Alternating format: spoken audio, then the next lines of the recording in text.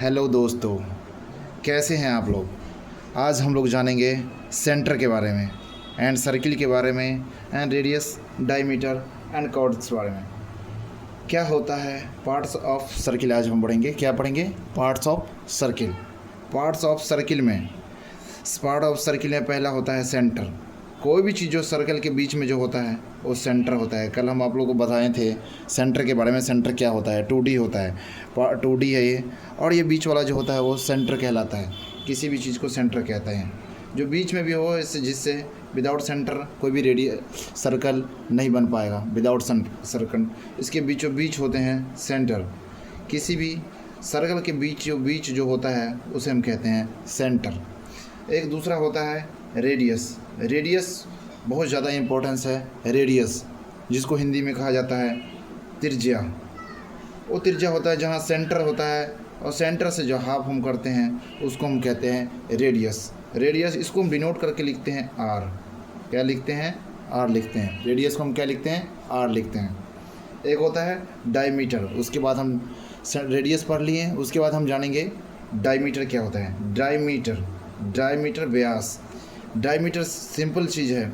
यहाँ एक सेंटर होता है, जो भी लाइन सेंटर से गुजरेगी, इस सेंटर से गुजर के इस कोने से इस कोने तक मिलेगी, उसको हम कहते हैं व्यास, डायमीटर।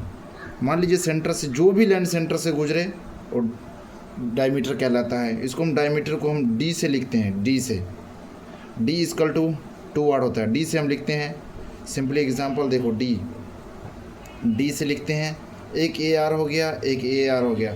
हमेशा देखोगे, पढ़ोगे तुम लोग आगे जाके सीनियर क्लास में, डी बराबर 2R।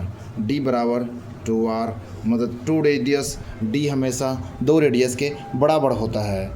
और उसके बाद हम पढ़ते हैं जीवा जिसको इंग्लिश में कहते हैं कॉर्ड।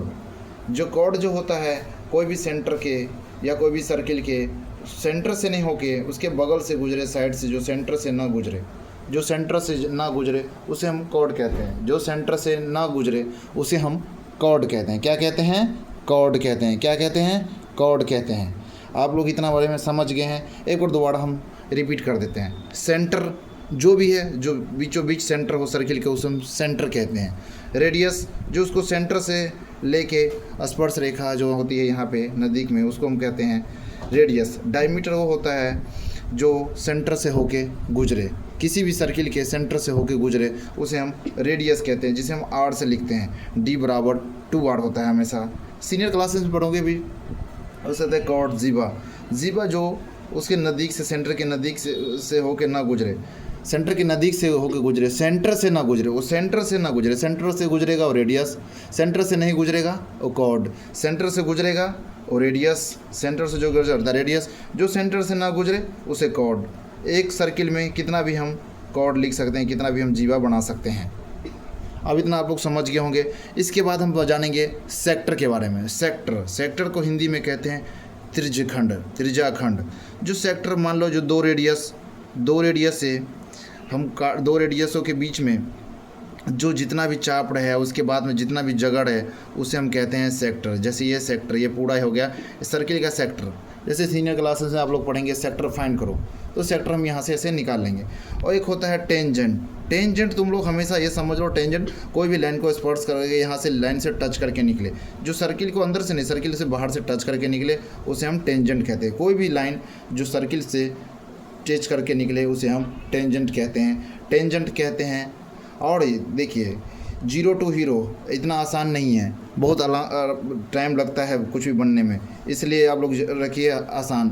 A to Z आप लोग को पढ़ाया जाएगा। A to Z मैथ के बारे में जितना चीज़ है सब पढ़ाया जाएगा आपको।